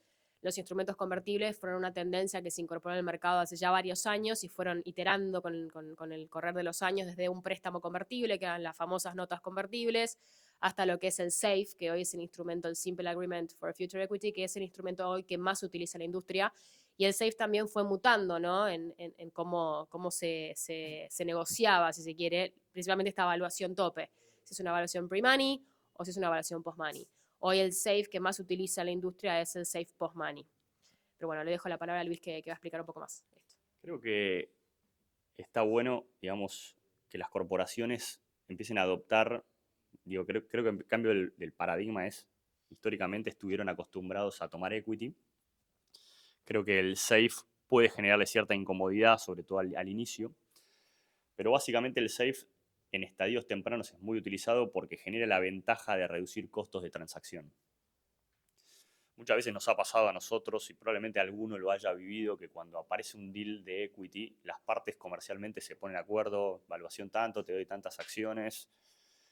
Creen que la cuestión está resuelta hasta que llegan los abogados y tardamos 6 meses en ponernos de acuerdo. Pero la realidad es que también tiene culpa el cliente, porque cuando le empiezas a hacer las preguntas, el cliente dice, no, pará, tenés razón, la preferencia, los anti-dilution, las protective provisions, el directorio, todas esas cuestiones, la discusión terminó siendo, te doy el 10%, dame tanto, y generalmente demoramos porque hay un montón de cuestiones que no se suelen charlar en esos temas, en esas rondas de negocios. Lo que hace el SAFE, básicamente lo que creó es la posibilidad de, ¿sabes qué? No hablemos de todo eso por ahora. Hablemos de lo que sí sabemos, valuación, o de lo que nos sentimos más cómodos, proyecciones, cómo ves el negocio. Entonces el SAFE básicamente les permitió eso a ambas partes, es decir, diferimos a un evento futuro la discusión esa, ¿no? La entrega de las acciones efectivamente y la calidad y las características que van a tener esas acciones. Lo que hizo es reducirle costos y le permitió fondearse a la startup mucho más rápido que esperar los 6 meses a que los abogados digan, ya está listo para ser firmado esto. El SAFE generalmente contra la firma del SAFE se transfiere en el acto y lo que hace es posponer la entrega de las acciones a un evento futuro. ¿Cuál es el evento futuro? Generalmente sí es una ronda de equity.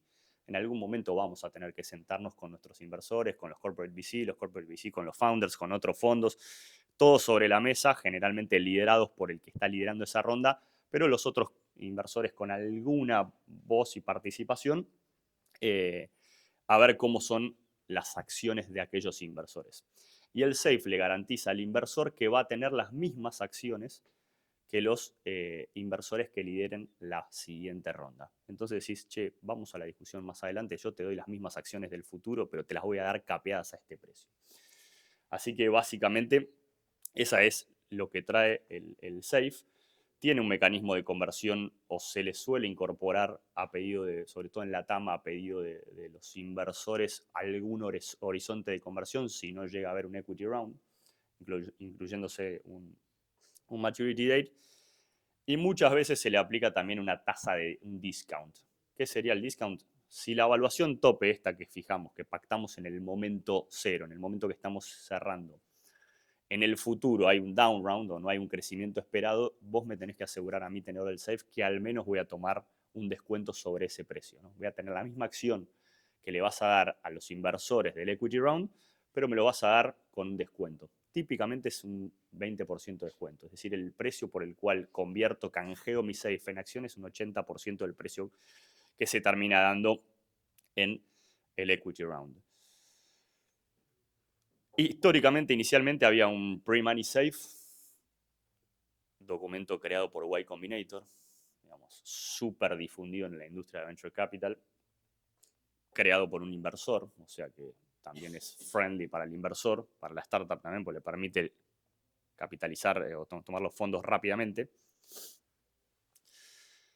Lo que generó el pre-money SAFE básicamente fue que Y Combinator y varios inversores pensaban que tenían en términos porcentuales cierta cantidad de equity, pero a la hora de convertir ese documento en el equity round se habían dado cuenta que los inversores habían emitido un montón de esos SAFE, generándole la propia dilución a los propios SAFE holders.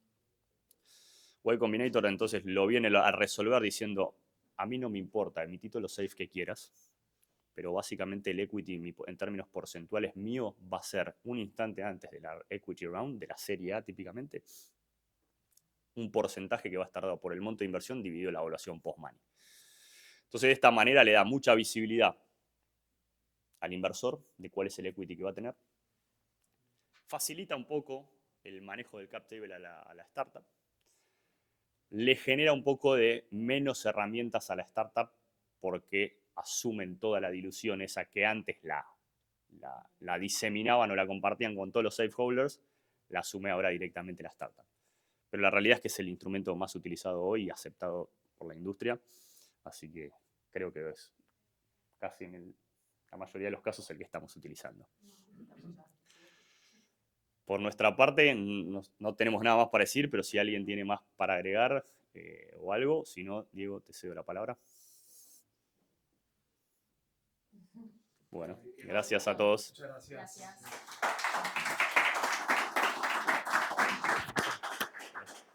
Bien.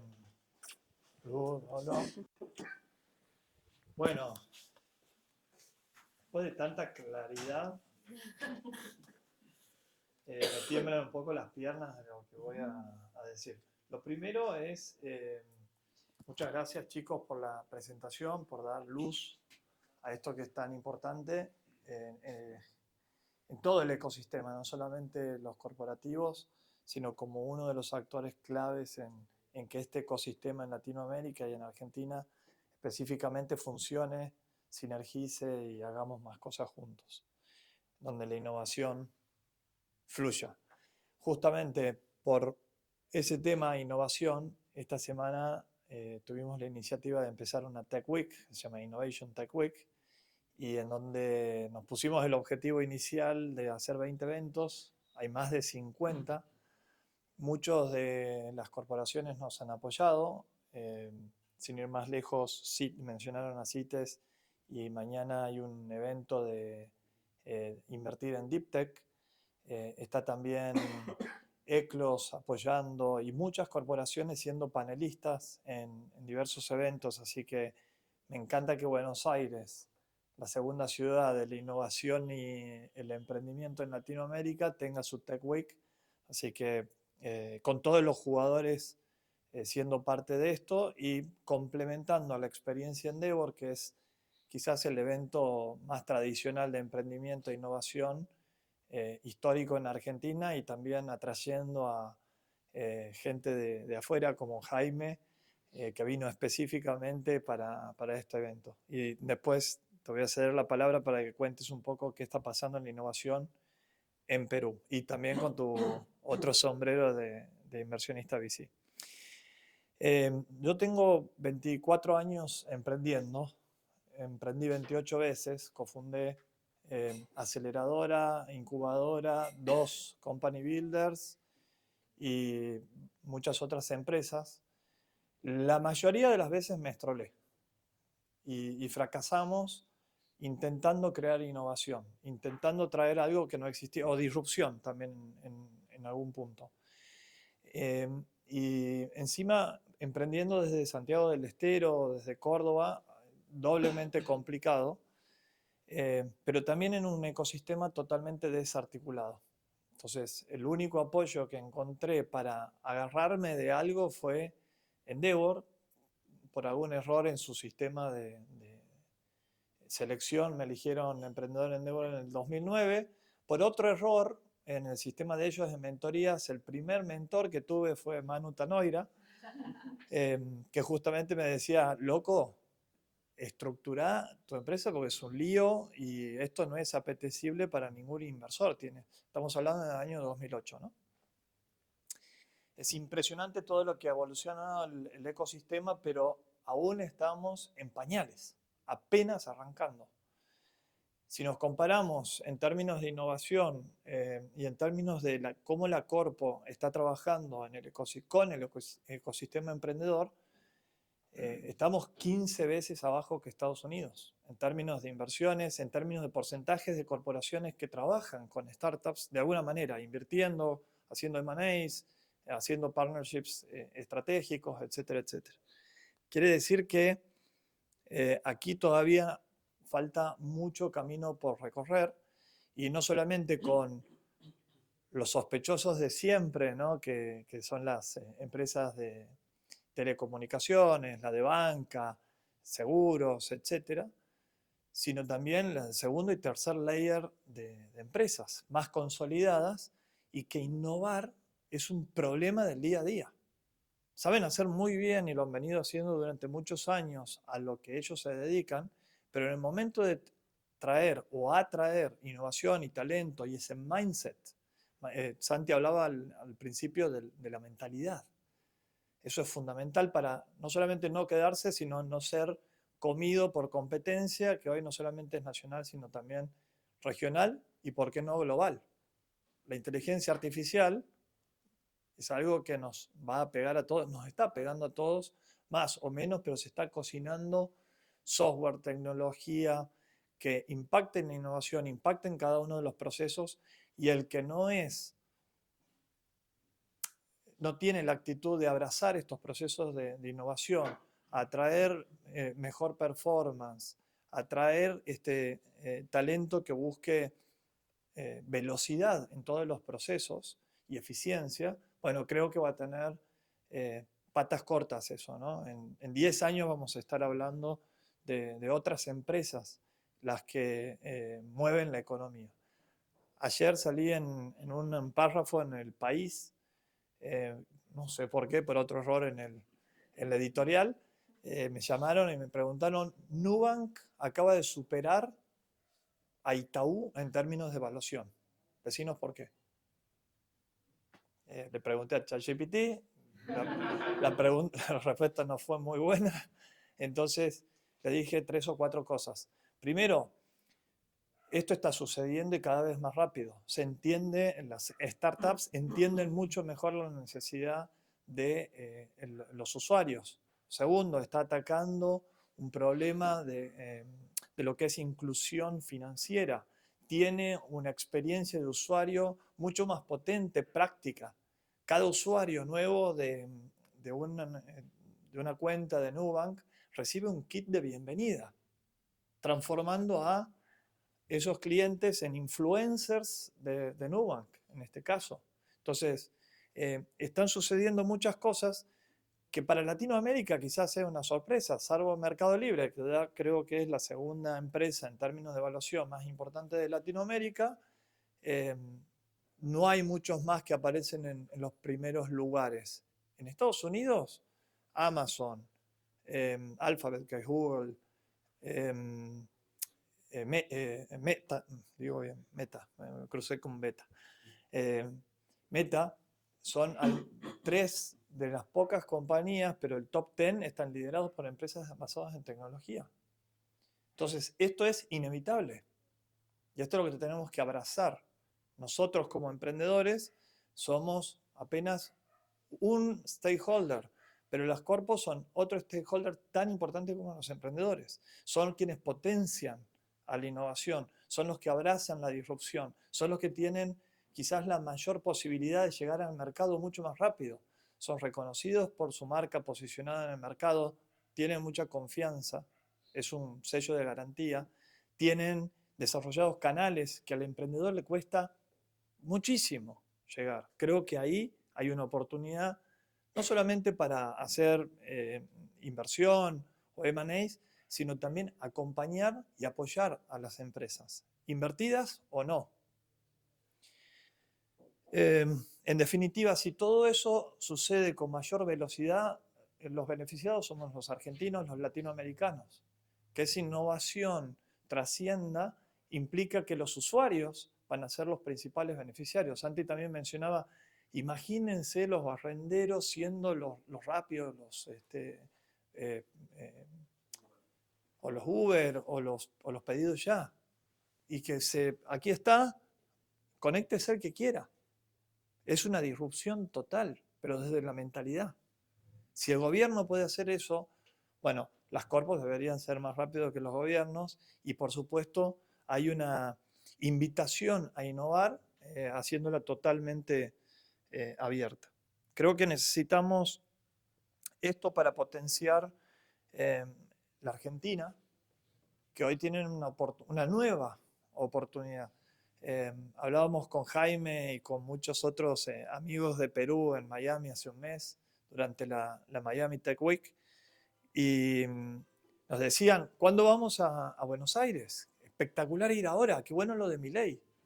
Esto está sucediendo, de nuevo el talento argentino y la startup argentina va a poder ser parte de este movimiento para toda Latinoamérica. Es como que miran a la Argentina, que por su experiencia, por los casos que han habido, dicen, pucha, a drivear de nuevo esto para toda la región.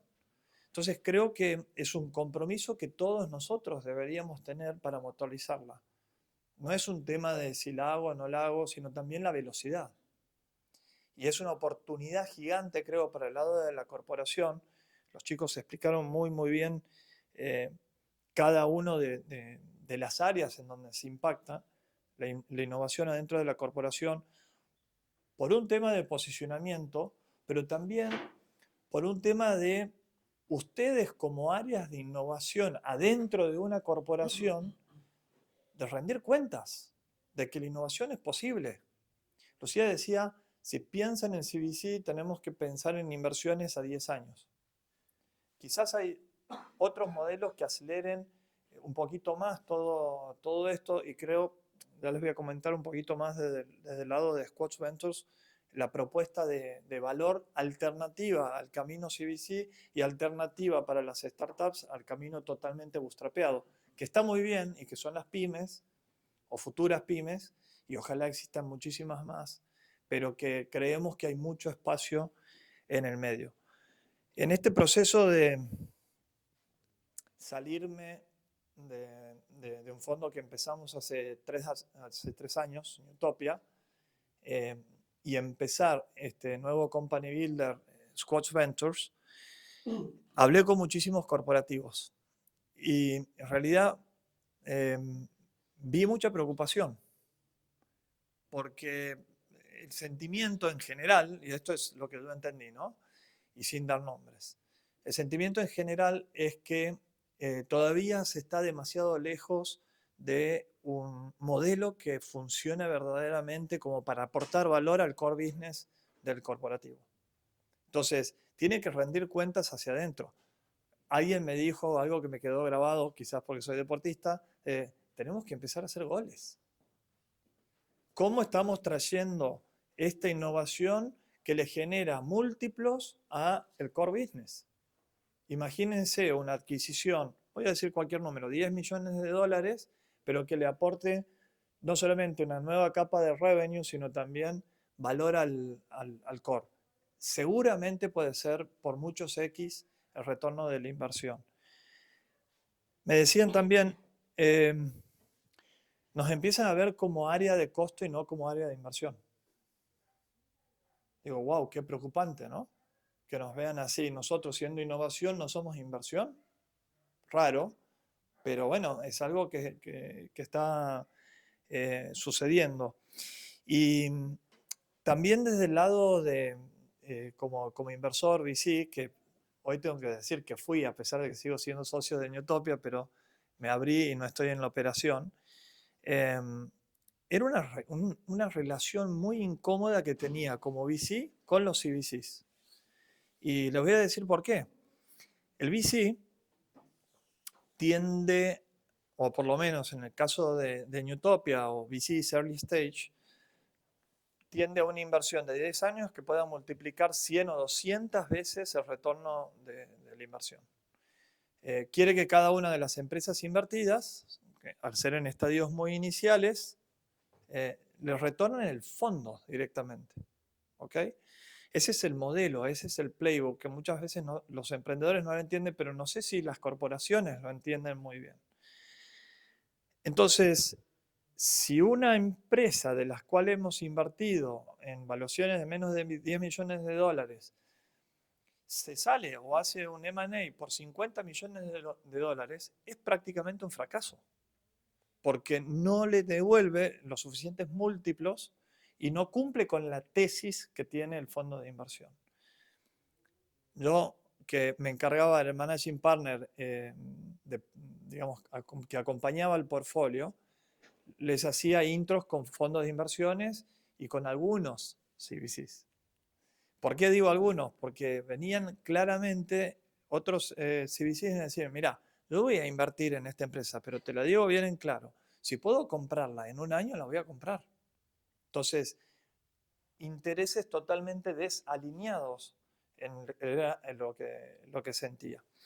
Entonces, con los emprendedores también. A mí como emprendedor me tocó estrolarme 20 veces, pero también tuve 3 exits. Uno de esos exits fue a la Maula con eBay.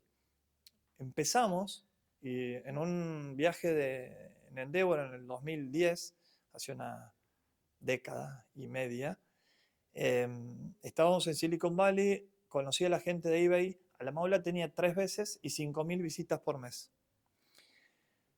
Estaba mostrando un mapa en la presentación la gente de eBay y mostró que en Latinoamérica no tenían presencia. En el resto del mundo eran el número 1 o el número 2. Y les dije, vamos a hacer juntos, inviertan en mi empresa, vamos a crear juntos el número 1 de Latinoamérica.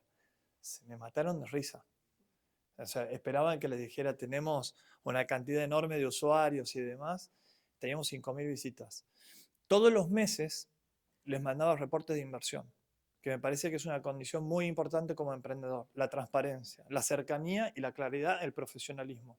Y en serio creo que a nuestras startups les hace falta mucho de eso. 5.000 visitas, 100.000 visitas, siendo las visitas el principal KPI, ¿no? En el año 12, para hacer la historia corta, teníamos 5 millones de visitas. Y ellos fueron los que me llamaron y me dijeron, che, ¿estás para encontrarnos en Nueva York unos días y conversar a ver cómo podría ser esa idea que tenías de la inversión? Era solamente 9 meses después. Pero esa recurrencia en la conversación fue la que disparó esa oportunidad. Nosotros que en Alamaula le mandamos también información a todos a las alternativas, en ese momento la alternativa a eBay era Shipstead, era Naspers, que eran los que tenían a OLX, los que tienen. Y automáticamente cuando se enteraron de que estábamos hablando con eBay, ya con una oportunidad de inversión bien clara, nos dijeron, palabra, queremos invertirte, decime las condiciones y te invierto. Se generó el famoso FOMO, ¿no? Y esa convicción que les agarra por una noticia de que la competencia puede pasar, creo que es la que podríamos anticiparnos y trabajar con muchas más startups para ver en dónde hay oportunidades, sin necesariamente esperar a que compitan con nuestra competencia para ser la elegida. Eso es, creo, un camino de construcción de vínculo, no solamente startup corporación, sino con los otros stakeholders. Para nosotros los emprendedores la corporación es un bicho raro, no raro, rarísimo. Re difícil, muy complejo. Es un laberinto que nadie sabe cómo transitar. De hecho, no sé si ustedes saben todavía cómo informarle a sus empresas invertidas, en algunos casos, de cómo se transita, quiénes son las personas claves, cómo sinergizamos, cómo generamos velocidad. Hasta el punto de que la corporación muchas veces no sabemos si es un amigo o durmiendo con el enemigo. No sabemos si es un abrazo de la persona que más te gusta o un abrazo de oso que te puede matar. Y lo digo con esta crudeza y transparencia porque me parece que tenemos que hablar mucho más de esto, de qué es lo que esperamos de la corpo, qué es lo que le damos al ecosistema y cómo podemos generar mayores beneficios. Cuando uno es parte de un ecosistema, la cuestión está en el dar. El recibir va a llegar. Pero si damos, generamos confianza y esa confianza es un mecanismo de relacionamiento, de vinculación y por supuesto de transacciones que van a llegar, pero como una consecuencia de un vínculo. Entonces es una apuesta que ustedes tienen que hacer el trabajo también de generar esa confianza hacia arriba, hacia el board, que hablaba muy bien de cuál es el nivel de involucramiento. Involúcrenlos. Háblenles de estas oportunidades, háblenles de nuevos mecanismos de inversión, de que entiendan e interpreten mucho mejor todo el ecosistema emprendedor e inversor de Latinoamérica y la importancia de esta innovación y los riesgos de no innovar. Entonces, creo que nos hace falta que entre todos trabajemos mucho más en esta transparencia. Hace un mes estábamos en Miami, invité a un panel a Manu Tanoira a hablar de M&As. Prácticamente no se habla de M&As. Hay miles de charlas inspiradoras, pero los emprendedores prácticamente que casi que se le esconde la palabra M&A, ¿no? Es dicho por los mismos panelistas. Pido disculpas, decía el de innovación de JP Morgan. Pido disculpas si muchos por ahí se van a enojar conmigo, pero hay que hablar más de M&As. Y en Latinoamérica no es Estados Unidos. Estados Unidos, el M&A promedio de 150 millones de dólares. Latinoamérica, 15 veces menos, 20 veces menos. ¿No? Más o menos. Bueno, cada uno tendrá su tesis y eso también creo que es importante, que sean transparentes con las tesis que tienen de inversión, de acompañamiento, de generar sinergia. Hoy, estas conversaciones a las cuales invitamos, ¿no? Tanoira, que es el principal motor en términos de estructuración de todos estos deals, tanto del lado emprendedor, del lado inversor, como del lado corporativo, creo que es vital que nos acerquemos a este tipo de contenidos y que lo propongamos, como así también proponer y apoyar a otras iniciativas que se están dando en el ecosistema. Sancor está en Santa Fe, CITES está también todavía no conozco, pero tengo un compromiso de ir a visitar todos Sunchales. Ayer hablábamos con Juan Mazot en una conversación que tuvimos acerca de nuevos formatos de creación e inversión en startups, no solamente el VC y el bootstrapping. Y Juan decía, estamos iterando, estamos adaptándonos a la necesidad.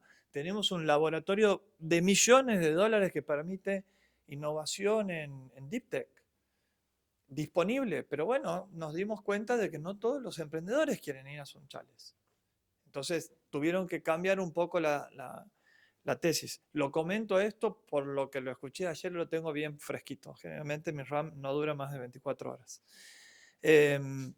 Y me parece brutal. Inclusive comentó de que ahora tienen oficinas en Buenos Aires, un cowork, y de hecho mañana va a ser ahí el evento. Entonces, me parece que estamos ante una oportunidad y un timing único para realmente abrazar y drivear la innovación desde donde nos toque jugar. Los emprendedores, por supuesto, tenemos mucho por hacer. Ayer los retaba o desafiaba a los emprendedores que estaban presentes en nuestra oficina, porque les decía, necesitamos ser mucho más profesionales. Los 3 inversores, aceleradores, incubadores que estaban ayer decían, nos llegan por todas partes, no entienden cuál es nuestra tesis y por días recibimos decenas de mensajes. Y ustedes tienen que hacer mejor el laburo de la primera llegada, pero una vez que llegan, el buen laburo y mucha consistencia en continuar y hacer una relación prácticamente de igual a igual con el inversor, con el incubador, con el acelerador. Los emprendedores tenemos mucho más por hacer en el lado de la venta, posicionando nuestras marcas personales, siendo thought leaders, exíjanlo en los casos que inviertan o que acompañen. Si quieren que las siguientes rondas tengan mayores posibilidades de ser invertidos, tienen que posicionarse como líderes en el mercado, no solamente los C-levels, sino todo y cada uno de los jugadores que están colaborando en esa compañía. Cómo esa cultura genera confianza para atraer el mejor talento, atraer a los mejores inversionistas. Informar, como les decía antes, mes a mes de lo que están haciendo. Esa transparencia y te da un poquito de miedo. Mis mismos socios me dicen, che, no estaremos abriendo demasiado la información. Y Juan, que es inversor nuestro, recibe todos los meses una parva de información que tiene hasta un segundo o un tercer nivel de información sobre cada una de las 3 startups que vamos desarrollando, con controles de gestiones, con aprendizajes, etc. Exíjanlo, porque solamente así vamos a levantar el nivel también de los emprendedores, que por ahí deberían ser los emprendedores el centro de este ecosistema de innovación, pero no el único jugador. Quiero terminar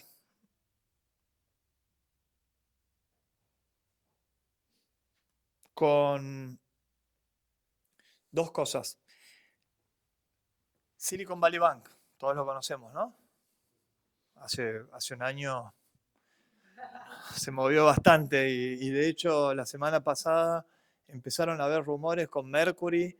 Nosotros teníamos el 100% de la guita en Mercury, empezamos a correr como locos, le mandamos inmediatamente un mail a los inversionistas diciendo, esta es la situación, ahora vamos a hacer esto, esto y aquello. El fin de semana le mandamos la información de que habíamos abierto otras cuentas, que habíamos distribuido, que no teníamos más de $250.000 en cada cuenta, etcétera, etcétera.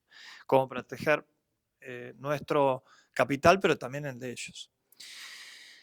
La persona encargada de Latinoamérica de Silicon Valley Bank, un amigo del ecosistema colombiano, fue el CEO de Endeavor Colombia mucho tiempo, Nicolás Toro. Él dijo sin pelos en la lengua. Lo dijo en Austin cuando le invitamos a la casa de Squats y en Miami. Dijo, es que, no, hay un colombiano, me va a retar si lo voy a hacer en argentino o lo más neutral posible. Es que los CVCs deberían comprar más empresas e invertir menos, pero en instancia anterior, para que haga fit con Latinoamérica. Y explicaba el cuadro que ustedes mostraban recién, ¿no? De el nacimiento de la startup, el día cero de la startup, a cuando se tienen las primeras validaciones y después cuando se tienen señales de product market fit y que apuntamos a hacer una serie A para salir del Valle de la Muerte. Bueno, generalmente los CVCs están invirtiendo en esas instancias cuando ya hay validaciones concretas del mercado. Asumen mucho menos riesgo y es totalmente razonable. Ahora, ¿qué pasa? Invierten ahí a evaluaciones cercanas a $10 millones, generalmente con un ticket de entre 500 y $1 millón, teniendo un ownership menor al 10%. Y si la empresa le va bien, que es lo que todos buscamos, inclusive los que miramos desde afuera, esa evolución, esa empresa crece 3x en un par de años. La guita que recibieron es generalmente para crecer, porque ya tienen validaciones del lado del producto, quieren expandir, quieren entrar en nuevas unidades de negocios, etc.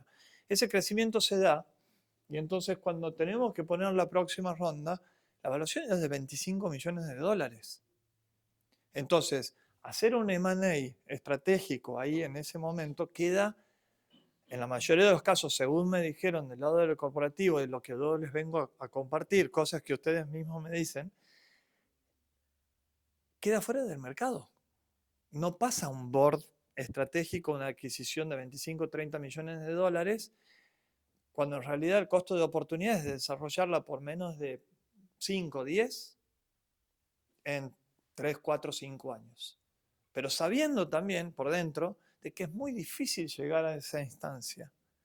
Entonces, hay una cuestión difícil de resolver.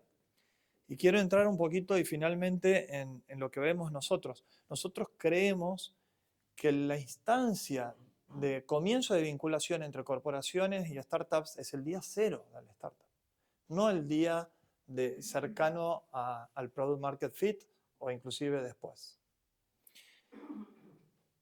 Y por eso es que hablamos con las corporaciones para entender muy bien cuáles son los dolores, no solamente de sus corpos, sino sobre todo de sus clientes. Cuando esos dolores tienen mercado, a nosotros nos interesa invertir, desarrollar el producto, poner la estrategia de go-to-market, poner el equipo que desarrolle esa nueva solución y que la corporación, sin asumir riesgo ni invertir, nos abra la puerta a un partner estratégico que primero está con esto de abrir el dolor, después está en esto de colaborar desde el punto de vista comercial, haciendo una suerte de alianza comercial, y que juntos desarrollemos esto. Si la conocen en el día 1 y en nuestra tesis en Squads, estamos en el proceso de armar 20 compañías B2B SaaS, no, ni lo dije, siempre dejo para el final lo que debería decir al principio. En 3 a 4 años deberíamos llegar al $1 millón de facturación anual recurrente. Esas son señales fuertes de Product Market Fit, es un solo KPI, después hay muchos otros, ¿no? No hay churn, hay muy buen engagement en la tasa de los usuarios, etcétera, etcétera. Pero en esa instancia, cuando la empresa factura $1 millón, ustedes, las corporaciones, ya van a haber tenido 3 años de recorrido interno con la startup. Entonces tienen muchas más decisiones, mucha más información para tomar decisiones de manera anticipada. ¿Se entiende a lo que voy? Nuestro modelo es de exit tempranos. Lo que creemos es que hablar de exits en Latinoamérica de decenas de millones de dólares es posible, pero para muy pocos. También creemos que se pueden hacer unicornios, pero muy pocos. Donde creemos de donde hay mayor posibilidad de motorizar el ecosistema emprendedor en Latinoamérica es en el medio. Valuaciones más razonables, de entre 5 a 10 millones de dólares, donde no se asuma mucho riesgo porque ya los conocemos, entendemos perfectamente, lo validamos con nuestros clientes, nos dieron todo el feedback posible, entendemos la tecnología, sabemos y conocemos el equipo. Entonces se hace mucho más posible no solamente esa toma de decisión, sino también la segunda parte, que es el post-M&A. A mí me compraron en eBay, entramos a la oficina de California, no conocíamos a nadie. Sí, ¿ahora qué hacemos? Nos mirábamos los 4 co-founders, no sabíamos por dónde transitar, con quién teníamos que hablar, incomodísimo. Íbamos de saco y corbata a la oficina de PayPal en San José, California. Nos miraban así como decían, ¿estos de dónde salieron? 4 emprendedores, lo que traíamos la innovación, la disrupción de saco y corbata. Iba a ser un chiste más desubicado, pero no lo voy a hacer aquí. Lo que quiero decir, gente, es que este modelo que tenemos en Squads Ventures creo que es apenas un modelo más de los que deberían empezar a generarse cada vez con mayor rapidez, mayor dinámica, y que la confianza es fundamental. No vamos a hacer 1000 empresas, vamos a hacer 20. No vamos a crear unicornios, pero esperamos motorizar este ecosistema de la innovación, darle valor a los corporativos y hacer exits. Les decía, hice 3 exits. Uno, menos de $100.000 y me cambió la vida. Imagínense, santiagueño, con 100 lucas verdes en el banco. Estaba como loco, y de ser el tarado mental que tenía un título de contador público, empezaban a entender por qué estaban con este tema del emprendimiento. El segundo por menos de $1 millón. También me cambió la vida. El tercero por menos de $10 millones. Y no les voy a decir que fue el de eBay. Teníamos 18 meses desde idea a exit, pero nos conocieron el mes 3. No los quiero aburrir, creo que hay mucho por avanzar. tenemos que hablar de riesgos, tenemos que hablar de asumir esos riesgos, de meter más goles y ojalá muchas más sinergias entre todos los stakeholders de este ecosistema. Muchísimas gracias.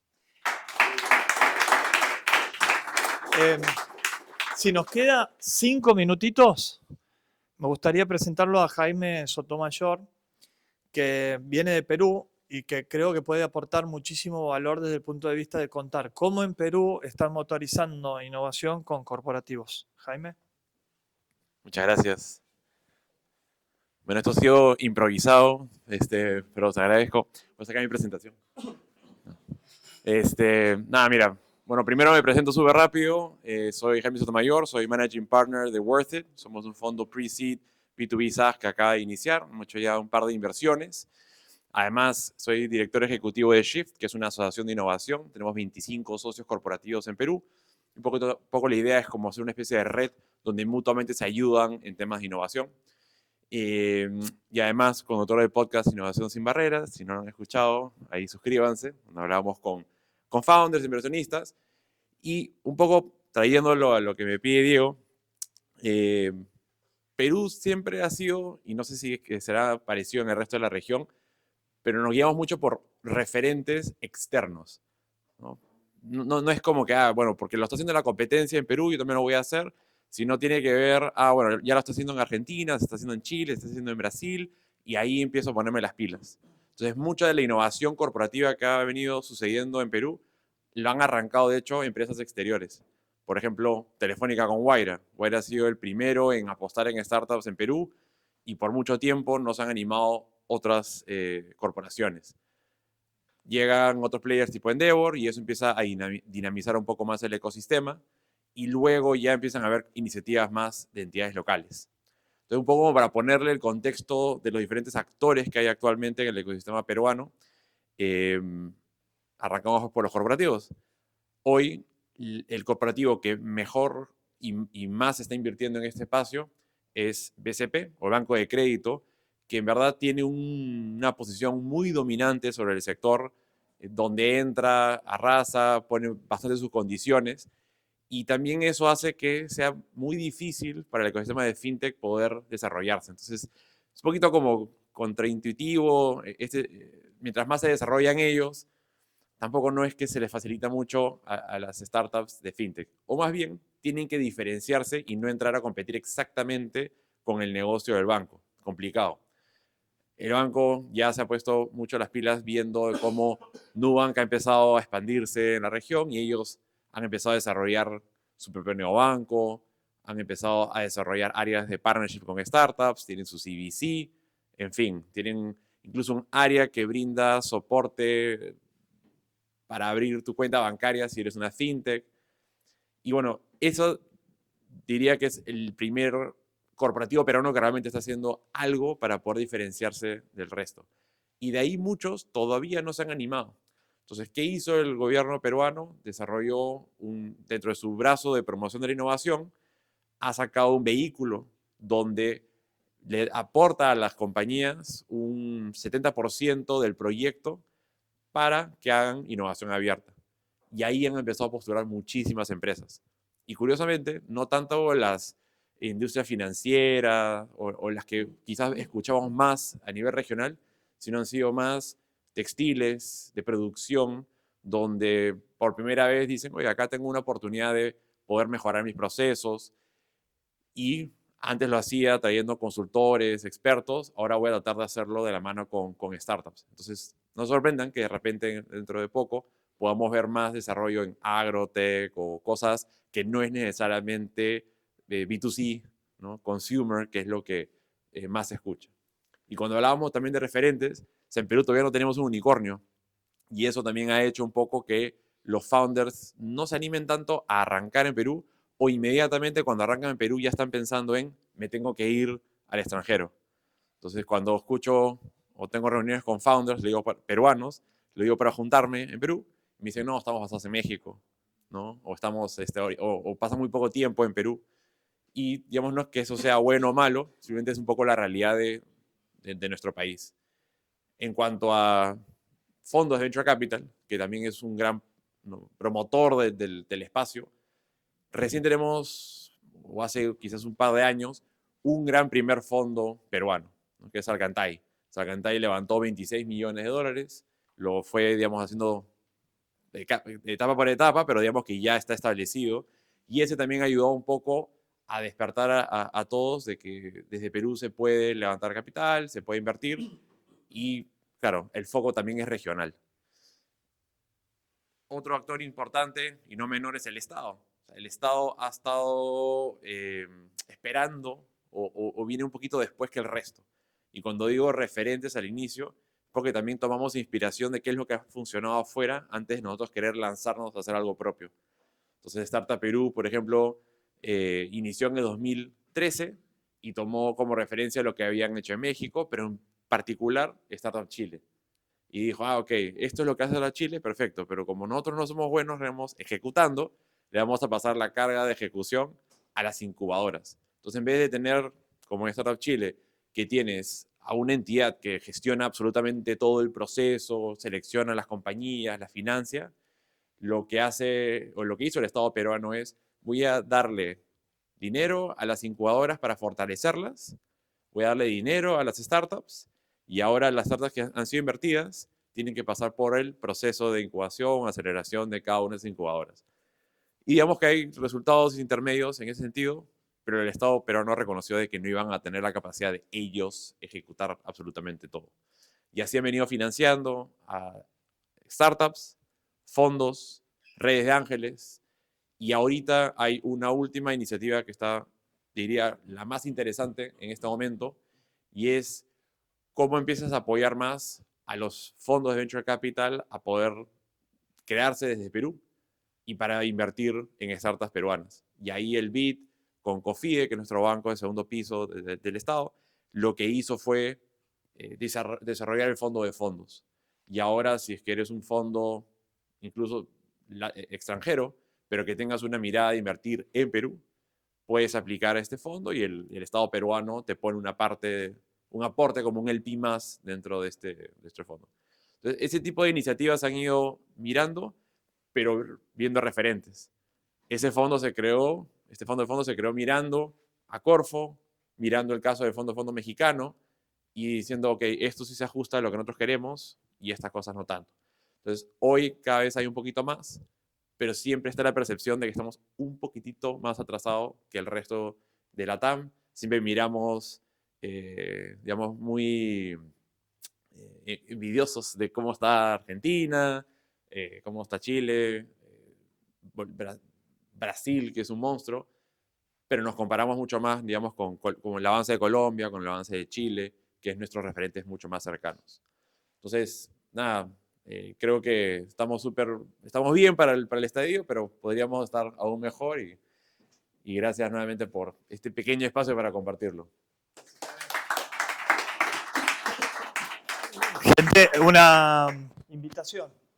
El jueves a la tarde tenemos en nuestra oficina de Squads, en Olazábal y Libertador, un cóctel a las 7 de la tarde, en donde vienen todas las empresas, entidades, etcétera, que han coorganizado eventos durante la Tech Week. También están invitados a algunos corporativos. Les hago la extensión si es que no les ha llegado para que se sumen. De nuevo, es conversar, hacer networking, que es fundamental para generar la confianza que necesitamos entre todos. Así que de nuevo quiero agradecer a Tanoira Casaine por toda la educación y la evangelización que han hecho de muy buena voluntad y de muy buena manera. Y agradecerles a ustedes por el tiempo de hoy. Muchísimas gracias.